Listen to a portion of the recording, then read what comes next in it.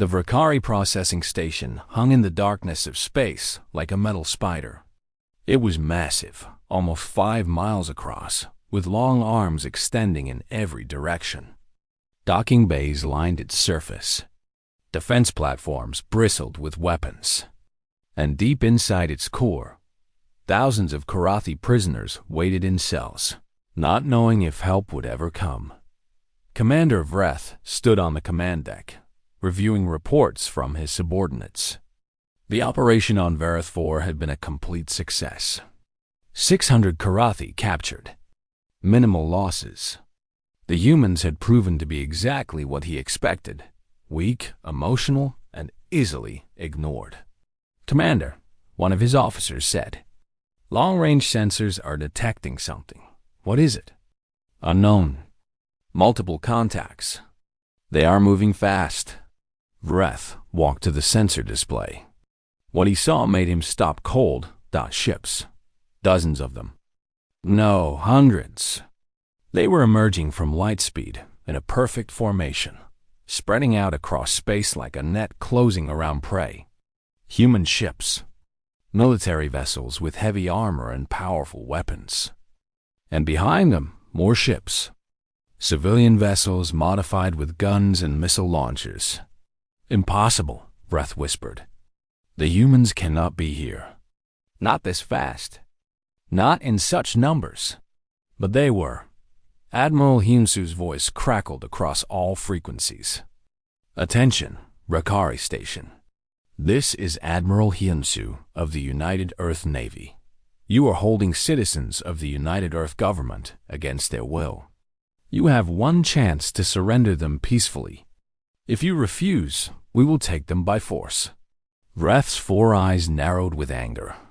These humans dared to threaten him. Here, in his own territory? "Human Admiral," he replied, his voice dripping with contempt.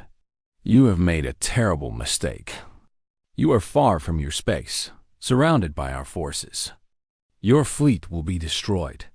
Your people will join the Karathi as slaves. This is your only warning." There was a pause. Then Hyunsu spoke again. "You killed our children. You thought we would do nothing. Now you will learn how wrong you were." The battle began. Human ships moved forward in tight formations. The Dawn's Edge led the main assault, its guns blazing. Verkari defense platforms opened fire, filling space with deadly beams of energy. Ships on both sides took hits. Metal burned. Explosions lit up the darkness. Captain Mirai commanded the vessel Bright Star, leading a group of fast attack ships toward the station's eastern docking bay. Her mission was to create an opening for the marine transports. "All ships, follow my lead," she ordered. We punch through their defense line and clear a path. Her ships dove into the battle. Verkari fighters swarmed around them, firing without pause. The Bright Star shook as enemy weapons struck its shields. Warning lights flashed across the bridge. "Shields at 60%, her tactical officer reported. "Keep going," Mirai said. Her hands gripped the arms of her command chair. "We stop when the job is done." On the Dawn's Edge, Admiral Hyunsu watched the battle unfold on his tactical display. The Verkari were fighting hard. Their ships were well-armed and their crews were experienced. But they had made one fatal mistake. They had underestimated the fury of a grieving parent. "Admiral, the civilians are engaging," one of his officers reported. Hyunsu looked at the display. The volunteer fleet, those hundreds of armed merchant ships and personal vessels, had entered the battle. They were not trained military crews. Their ships were not designed for combat. But they fought anyway, throwing themselves at the Verkari with reckless courage. A modified cargo ship rammed a Verkari fighter, destroying both vessels. A family yacht with jury-rigged weapons took down a defense platform before being destroyed in turn. A passenger liner, filled with volunteers, flew directly into the path of a Verkari cruiser's main gun, sacrificing itself to protect the marine transport. "They are insane," the officer whispered. "No," Hyunsu said quietly. They are human. Captain Meirei broke through the defense line. The eastern docking bay lay ahead, its doors sealed shut. All ships target that door. Fire everything. Missiles and energy beams slammed into the bay doors. Metal buckled and tore. Atmosphere vented into space. And through the smoke and fire, the marine transports flew in. Sergeant Jun-ho was the first one out when his transport touched down. He hit the deck running, his rifle already firing. Around him, his marines poured out of their ships, spreading across the docking bay in practice formations. Move! Move! Move! Jun-ho shouted. Secure the bay. Verkari soldiers rushed to meet them. The aliens were tall and strong, their weapons powerful. But the Marines were motivated by something stronger than training or orders. They were motivated by rage. The fighting was brutal. Close quarters. Hand to hand. Marines fell, but they kept coming. Jun-ho saw one of his soldiers take a hit to the leg and keep fighting. Another lost his rifle and attacked the Verkari with his bare hands. Within 15 minutes, the docking bay was secure. Push forward, Jun-ho ordered. The cells are 3 levels down. That is our target. They moved through the station, fighting for every corridor, every room. The Verkari defended their prize fiercely, but the Marines would not be stopped. Outside, the space battle continued. The Verkari had called for reinforcements. A second fleet was approaching from deeper in their territory. Admiral Hyunsu saw them on his display and made a decision. Signal the reserve forces. Tell them to engage the incoming fleet. We need more time. The human ships split into 2 groups. Half continued the assault on the station. Half turned to face the Verkari reinforcements.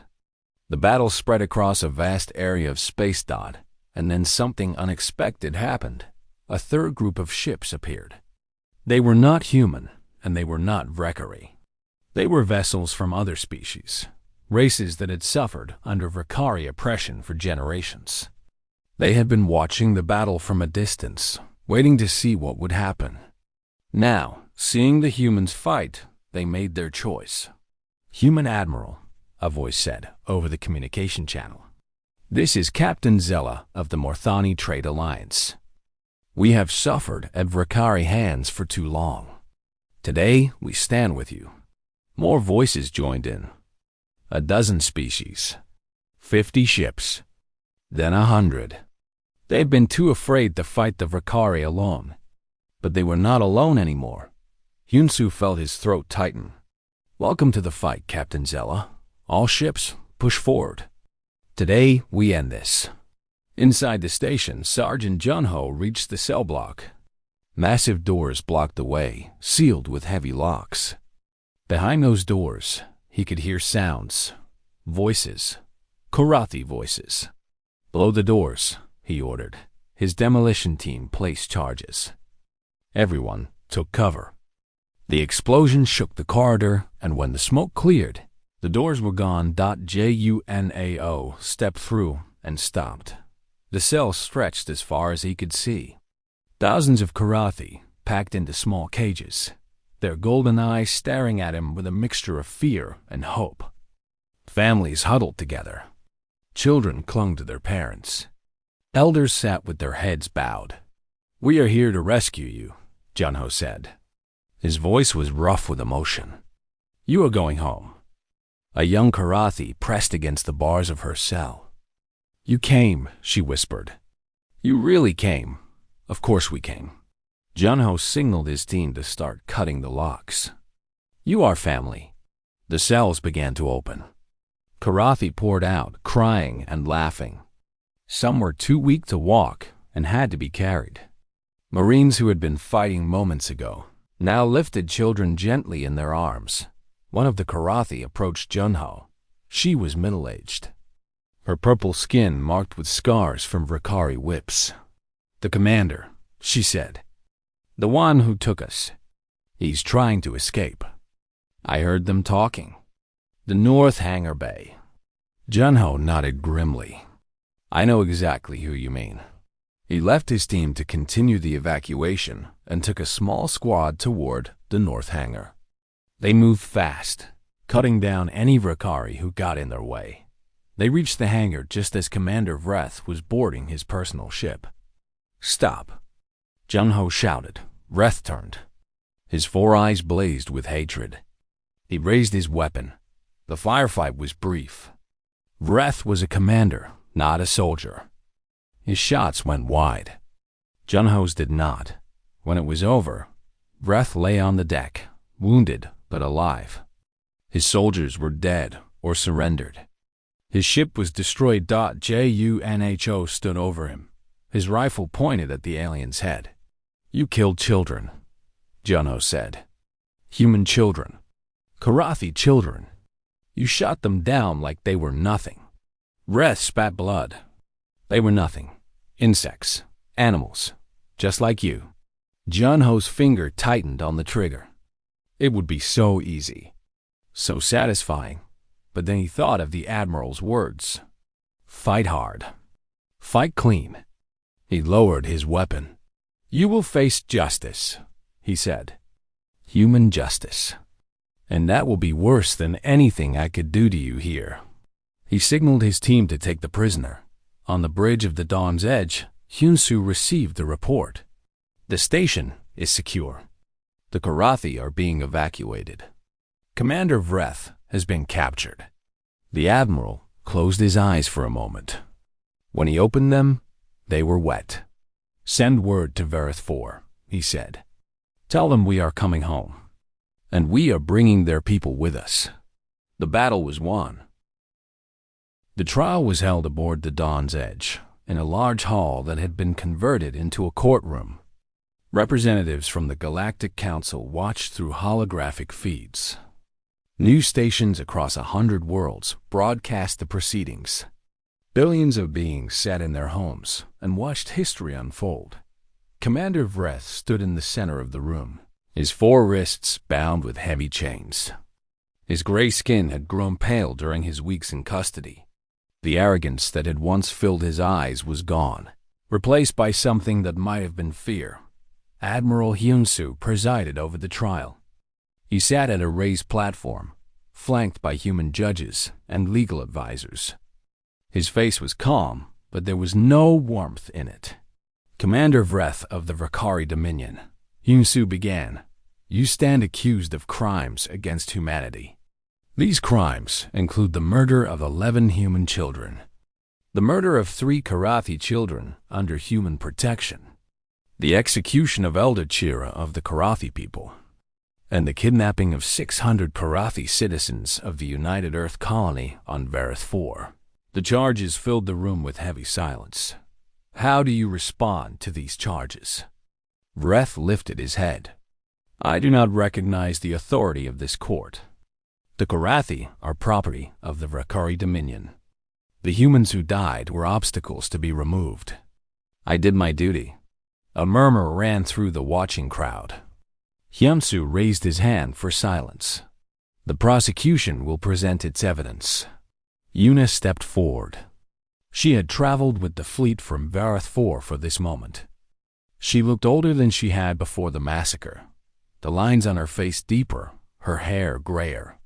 But her voice was strong. I am Yuna, administrator of the Verith 4 colony. I was there when the Verkari came.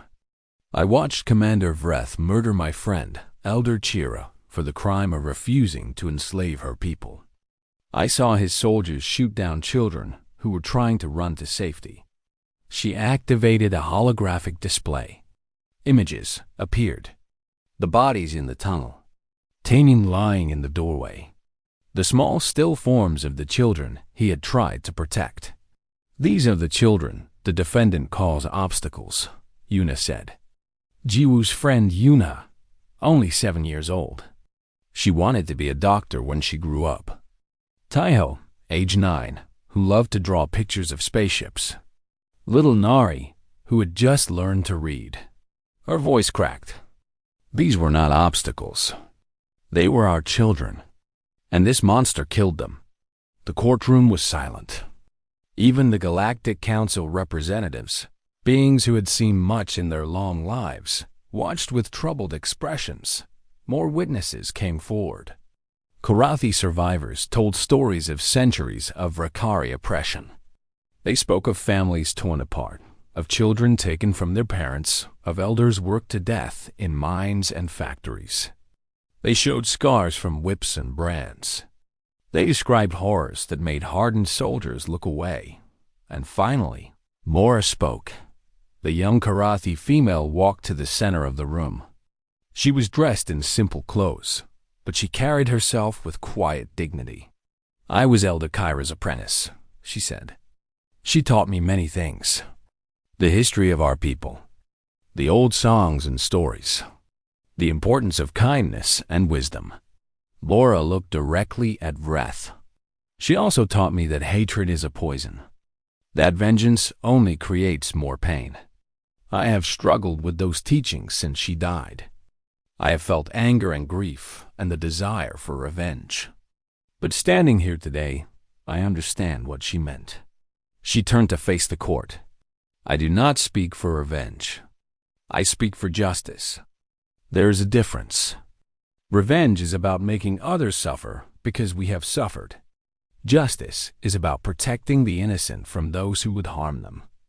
The defendant must be held accountable, not because we hate him, but because no one else should ever suffer as we have suffered." Yensu nodded slowly. "Thank you, Bora. The defense may now speak." Vreth had no defense team. He had refused all offers of legal help from the few Verkari diplomats who had arrived to observe the trial. He stood alone. "I have nothing to say to this court," he said. "History will judge me. My people will remember me as a hero who did his duty. Your people will remember me as a villain. I do not care." The judges consulted briefly. Then Hinsu spoke. "Commander Vreth, this court finds you guilty on all charges. You are sentenced to life imprisonment in a human detention facility. You will live out your remaining days knowing that the people you tried to enslave are free, and the empire you served is beginning to crumble." Vreth was led away in chains. He did not struggle. He did not speak, but his 4 eyes burned with silent hatred. 3 months later, the human fleet returned to Varath 4. The colony had changed since the attack. New buildings had risen from the ashes. The damaged streets had been repaired. And in the center of the town square, a memorial had been built. A simple stone wall, carved with names, the names of the dead.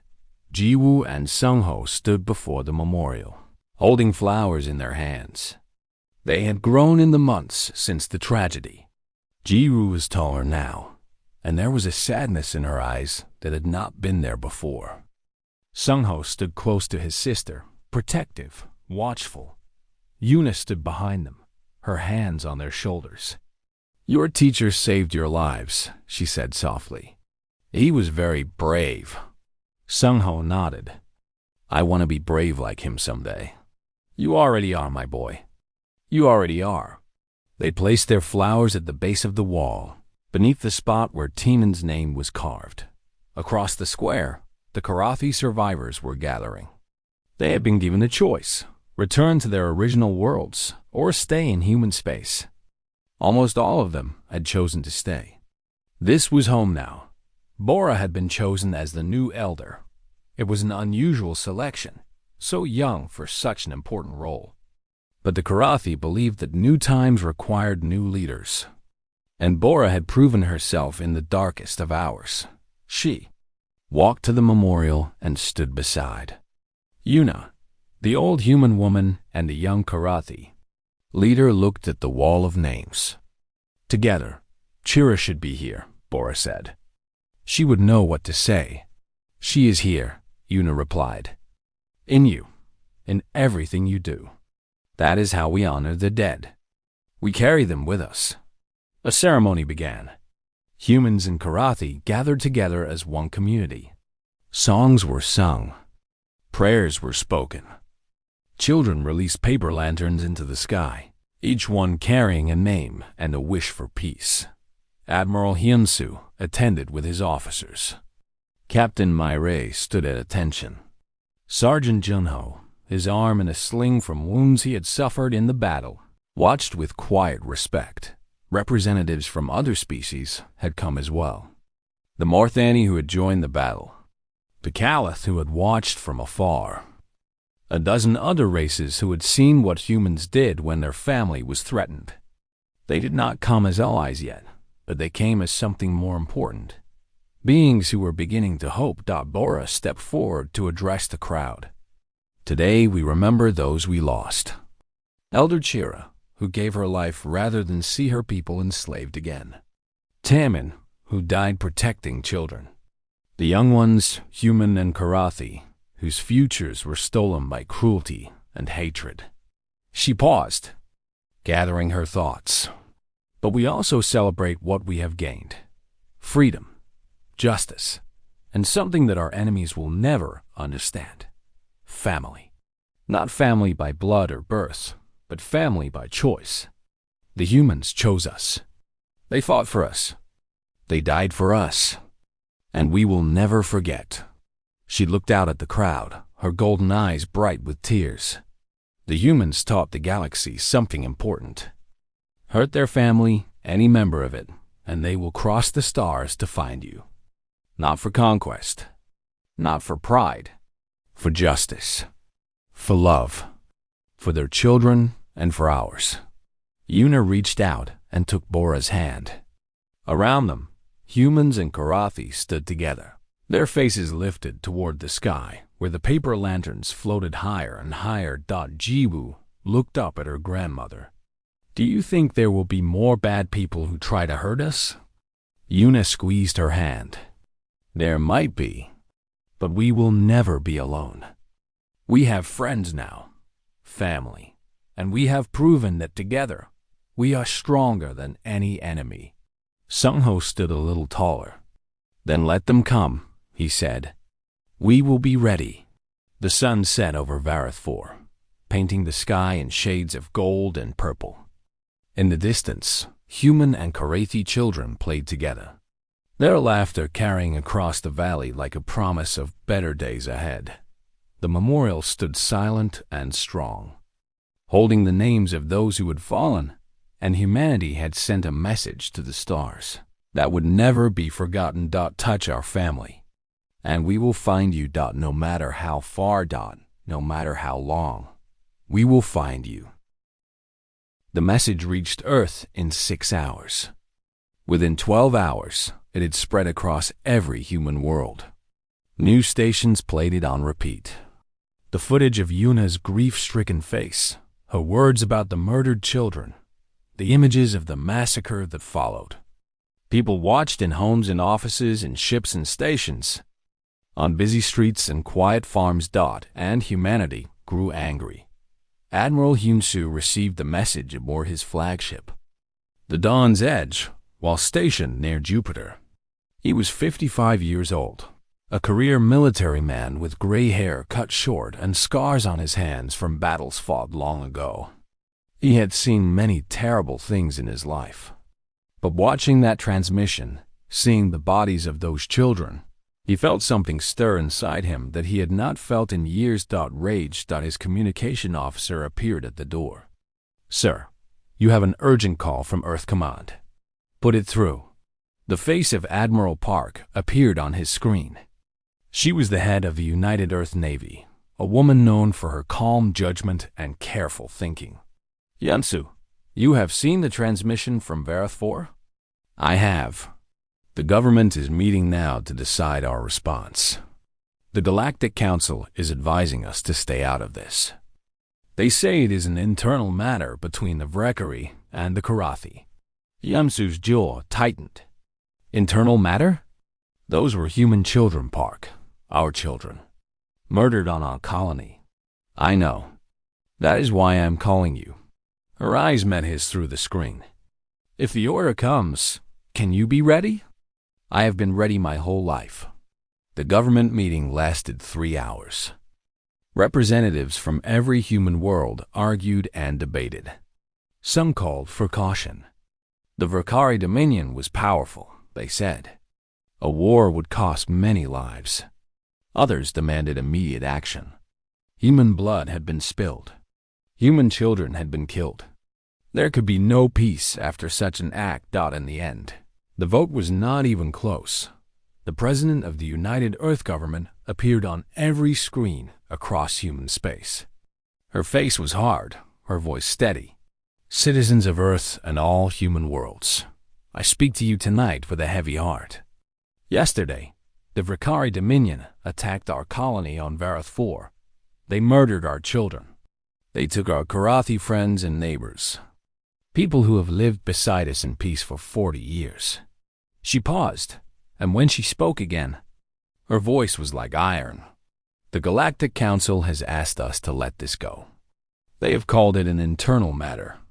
But I say to them, and I say to the Verkari, and I say to every being in this galaxy, when you hurt our family, there is no such thing as an internal matter. We are coming for our people. We are coming for justice. And we will not stop until both are achieved. Across human space, people cheered. Soldiers volunteered by the thousands. Ships that had been in storage for decades were pulled out and made ready for war. Factories that had been making farming equipment began making weapons. Admiral Hyunsu was given command of the response fleet. It was the largest military force humanity had assembled in a generation. 50 warships of the line, 200 smaller vessels, troop transports carrying 30,000 Marines, medical ships, supply vessels, and following behind, something no one expected, hundreds of civilian ships, armed and crewed by ordinary people who refused to stay behind. They cannot come with us, one of Hyunsu's officers said. They are not trained. They will get in the way. Hyunsu looked at the long list of civilian volunteers, teachers, farmers, factory workers, doctors, grandparents, all of them willing to risk their lives. They are human, he said quietly. Those children were their children too. Let them come.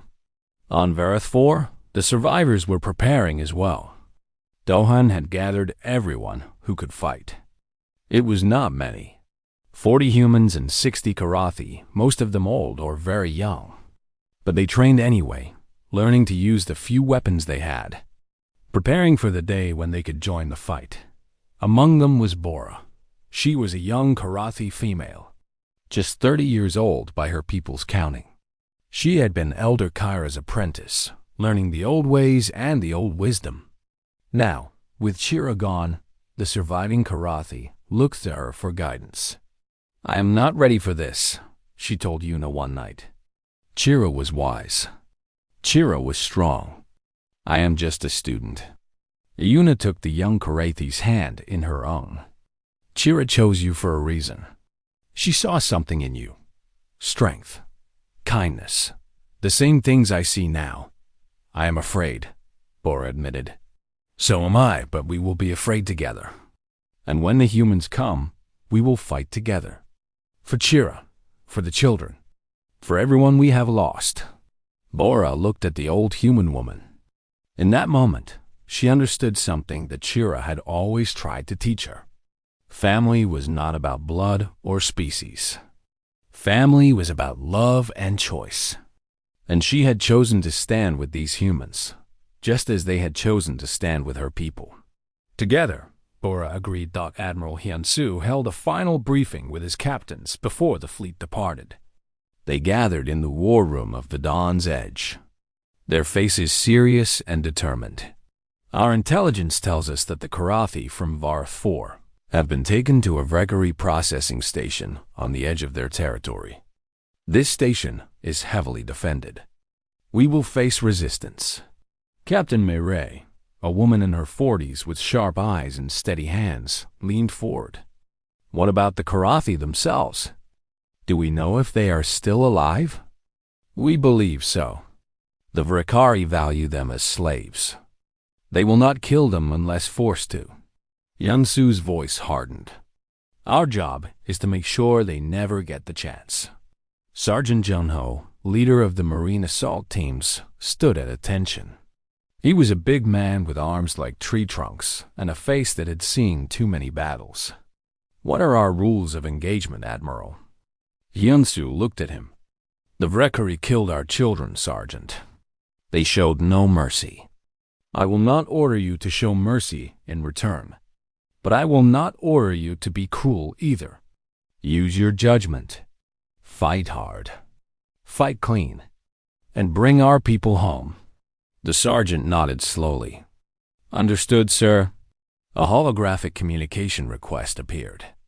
Hyun-soo accepted it, and Yuna's face materialized before them. "Admiral Hyun-soo," she said. Her voice was tired, but there was steel in it. "I wanted to speak with you before you leave. Administrator Yuna, what can I do for you?" "I have information about the Verkari, their patrol routes, their command structure, the location of their processing station. I have spent the last 3 days gathering everything I could find." She transmitted the data. It was detailed and precise. Hyun-soo studied it with growing respect. "This is excellent work," he said. "It will save many lives." "I want to save more than lives," Yuna replied. Her eyes were hard. "I want the Karathi back. Every single one. And I want the commander who ordered the massacre to face justice. He will. Promise me." Hyun-soo met her gaze through the hologram. He thought of the children in the tunnel. He thought of the old Karathi elder who had been shot down for refusing to surrender her people. He thought of his own grandchildren back on Earth, safe and unaware of the horrors that existed in the universe. "I promise," he said. The fleet departed the next morning.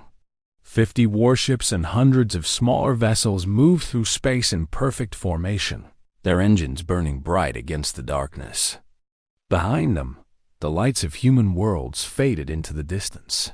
They were going to war. At the head of the fleet, Admiral Hyun-soo stood on the bridge of the Dawn's Edge and watched the stars stream past. His officers worked quietly at their stations, preparing for what lay ahead. "They thought we would mourn and move on," Hyun-soo said, his voice soft but clear. "They thought we would accept the death of our children and do nothing. They were wrong." He turned to face his crew. "Today we show the galaxy who we are. Today we teach the Verkari what it means to harm a human family. Today we bring our people home." The fleet jumped to light speed, disappearing into the void. The Verkari had no idea what was coming. The hour passed too quickly. Do-hun worked fast, moving through the streets with his small team of security officers.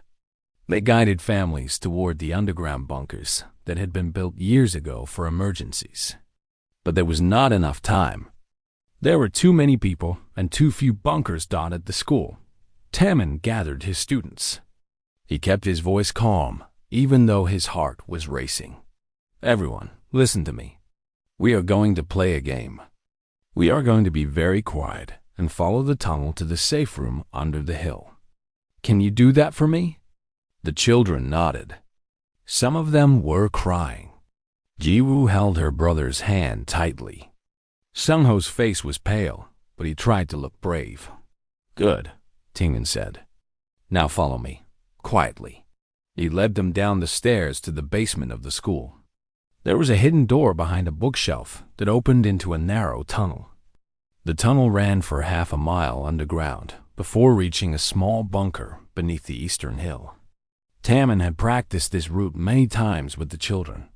He never thought he would actually need to use it. One by one, the children entered the tunnel. Taemin counted them as they passed. 23 human children, 16 young Karathi. He waited until the last one was inside, then stepped in himself and closed the door behind him. In the town square, the Verkari ground forces had landed. They came down from their ships and large metal transports, their boots hitting the ground in perfect order. They were tall creatures, almost 8 feet high, with gray skin and 4 eyes arranged in a square pattern on their faces. They wore black armor and carried weapons that hummed with deadly energy. Commander Vreth led them. He was larger than the others, his armor decorated with symbols of rank. He moved with the confidence of someone who had never known defeat. Yuna stood in the center of the square with Dohan beside her. Behind them, the remaining colonists had gathered. Those who had not made it to the bunkers stood together, humans and Karathi side by side. Elder Chira stepped forward. Her walking stick clicked against the stone ground as she moved to stand next to Yuna. "You should be in the bunker," Yuna whispered. "My place is here," Chira replied. "With my people." "With you." Commander Vreth stopped a few meters away and looked down at them. His 4 eyes moved slowly, examining the crowd. "Which one of you speaks for the Karathi?" he asked. His voice was deep and cold. Chi raised her chin. "I do. I am Elder Chira, spiritual leader of the Karathi people on this world." Vreth made a sound that might have been amusement. "Spiritual leader. How nice. Tell your people to board the transports. Now, they will be taken to our processing station, where they will be assigned to their new masters." "No," Chira said simply. The word hung in the air. Vreth tilted his head, as if he had not heard correctly. "No? No, we will not go with you. We are free people. We have built lives here. We have families here. We will not become slaves again." Vreth was silent for a moment. Then he laughed. It was a terrible sound. "You were never free, insect. You were simply lost property. Now you have been found." He raised one armored hand and pointed at Chira. "This is your last chance. Order your people to surrender, or I will make an example of you." Chira looked at Yuna. Her golden eyes were filled with sadness, but also with peace. She had lived a long life. She had seen her people suffer and survive. She had found friendship and love on this strange world. If this was the end, she would face it with dignity. "I will not," she said to Vreth. "Do what you will." Vreth's hand moved.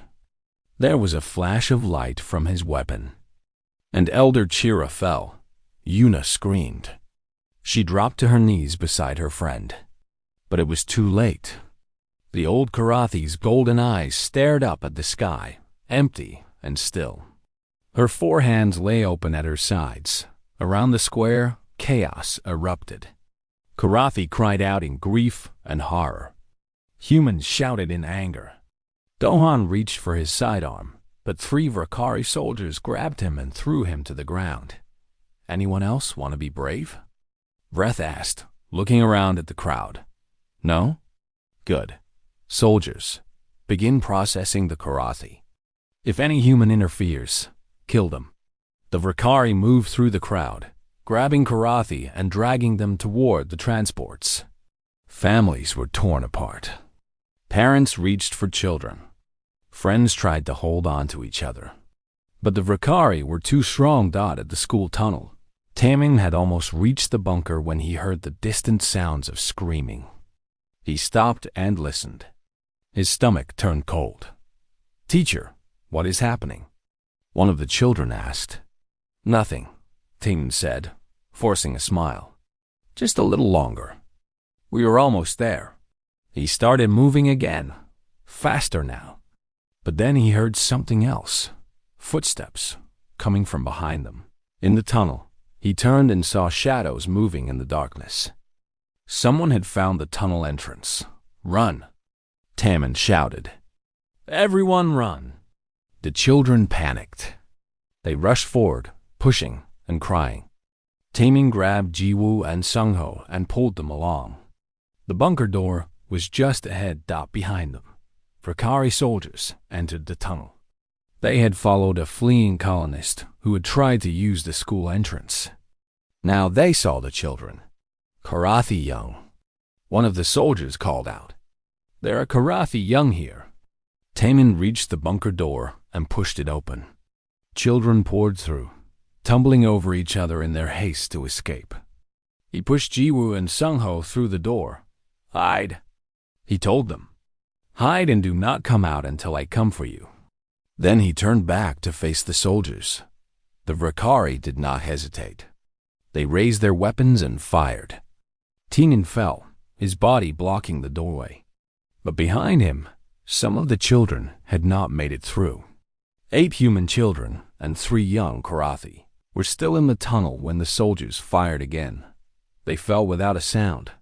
Inside the bunker, Jiwoo pressed her hands over her ears and screamed. Sungho held her tight, his own tears running down his face. Around them, the surviving children huddled in the darkness, too terrified to move dot in the town square. Yuna heard the distant sound of weapons fire.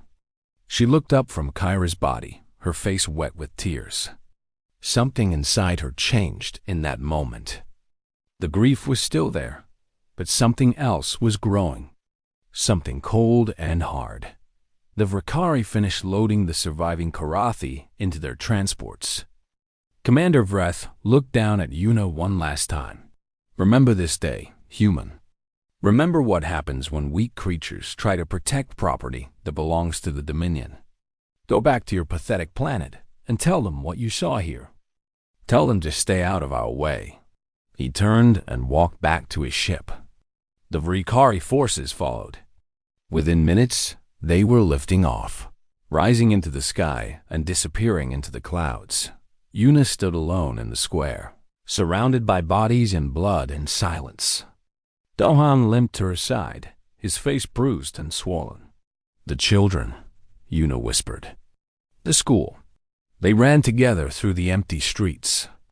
When they reached the tunnel entrance, they found the bodies.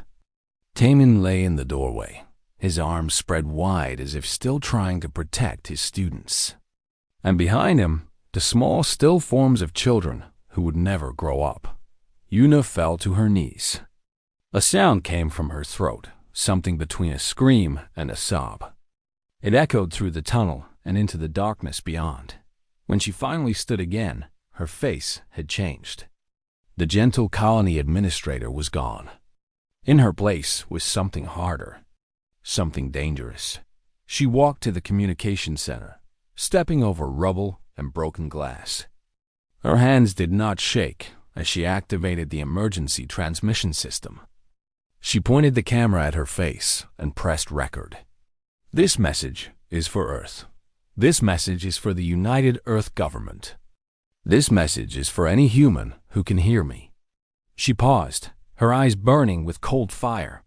"Today, the Verkari came to our world. They took our Karathi friends and family. They killed Elder Chira, who was the kindest soul I have ever known. And they killed our children, human children. They shot them down like animals." Her voice broke, but she continued. "I am asking for help. I am asking for justice. I am asking you to show the galaxy what happens when someone hurts our family." She ended the transmission and sat back. Outside, the sun was setting over the hills of Varthfor. The sky was the color of blood. War was coming. The morning sun rose over the hills of Varthfor, painting the sky in soft orange and pink colors. Yuna stood on the porch of her small house and watched the light spread across the valley below. She was 62 years old now, with gray hair and lines on her face that showed many years of hard work. But her eyes were still bright and full of life. In the distance, she could see the town waking up. Smoke rose from chimneys. People walked on the dirt roads between houses. And among them, moving with their strange but graceful steps, were the Karathi. The Karathi were not human. They had 4 arms and 2 legs. Their skin was a deep purple color, smooth like polished stone. Their eyes were large and golden, and when they spoke, their voices made a soft clicking sound mixed with their words. They had come to this planet 40 years ago, running from enemies who wanted to enslave them. The humans had welcomed them.